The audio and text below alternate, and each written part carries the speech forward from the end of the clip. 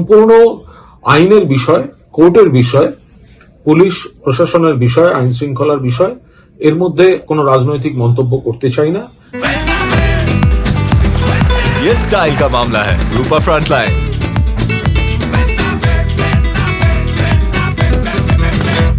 যেটা কোর্টের বক্তব্য আর কোর্টের যে প্রসেসটা চলছে সেটা সম্পূর্ণভাবেই কোর্টের বিষয়। আর অর্জুন সিং বারবার দাবি করেন যে যেহেতু বিরোধী দল করেন তাই এটা তৃণমূলই করা অ্যারেস্ট করছে। না, এখানে তৃণমূল আসছে কোথা থেকে? এটা তো আইনের বিষয়, আদালতের বিষয়। ফলে আদালত যদি কোনো সিদ্ধান্ত জানিয়ে থাকেন তো সেটা সম্পূর্ণভাবে আদালতের বিষয়। এখানে তৃণমূলকে দোষারোপ করার তো কোনো জায়গা নেই।